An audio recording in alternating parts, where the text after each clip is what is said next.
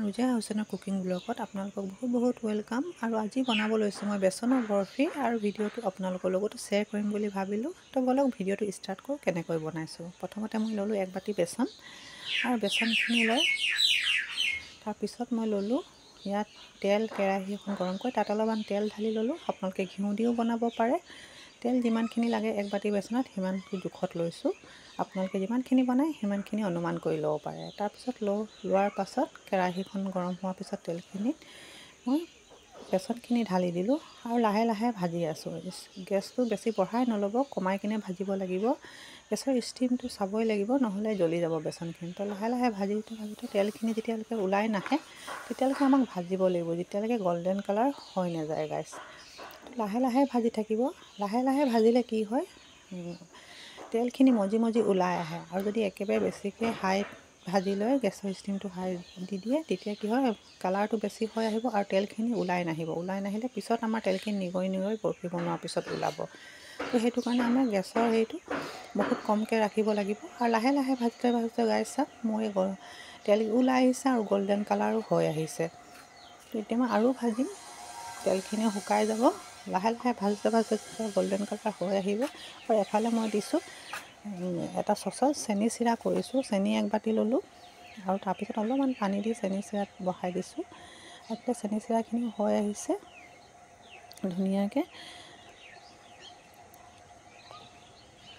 আৰু ইয়াত অকণমান মই ইলাচি গুড়ি কৰি থৈছিলোঁ, ইলাচিখিনিও দি দিম। আৰু দি কিনে ভালকৈ লৰাই ল'ম। একেবাৰে ইজি বেচনৰ বৰফি বনাবলৈ গাইছ। এইফালে মই আপোনালোকে বেলেগ বস্তু যেনেকৈ চেনি চিৰা কৰে তেনেকৈ চেনি চিৰা কৰিছোঁ। আৰু এতিয়া মোৰ বেচনখিনি ভজা হৈ আহিছে, আৰু চেনি চিৰা যিখিনি কৰিছিলোঁ ইয়াতে মই এতিয়া দি দিম। দি কিনে ধুনীয়াকৈ মই মিলাই ল'ম।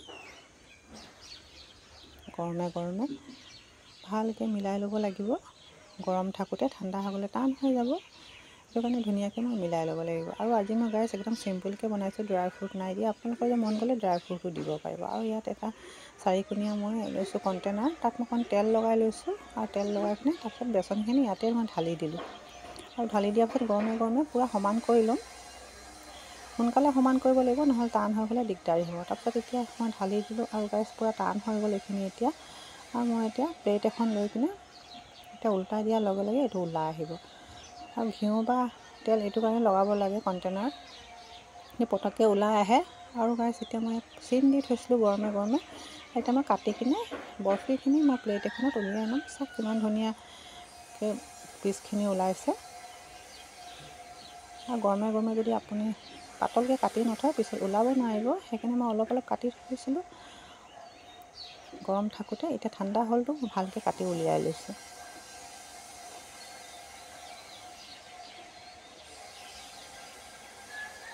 বেছি জোৰ দিলে বৰফিখিনি ভাঙি যাব, সেইটো কাৰণে মই অলপ পাতল, বেছি জোৰ নাই দিয়া। ধুনীয়াকৈ কাটি ল'লোঁ বৰফিখিনি। চাওক কিমান ধুনীয়া পিচ আছে। তো আপোনালোকেও এনেদৰে বনাব পাৰিব গাইছ। আৰু মোৰ ভিডিঅ'টো যদি ভাল লাগিলে ছাবস্ক্ৰাইব কৰি দিব, আৰু কমেণ্টত জনাব কেনেকৈ লাগিছে ভিডিঅ'টো চাই, মই পাৰিছোঁ নে নাই। আৰু লাইক এটা দিব, আৰু প্ৰথম চাইছে যদি ছাবস্ক্ৰাইব কৰি দিব। তো গাইছ নতুন এটা ব্লগ লৈ আকৌ আহিম, নতুন এটা ৰেচিপি লৈ আকৌ আহিম। কেনেকৈ লাগিছে আপোনালোকে নিশ্চয় ক'ব। তো বাই গাইছ, আজিলৈ সামৰিছোঁ। কিবা ভুল হ'লে ক্ষমা কৰিব।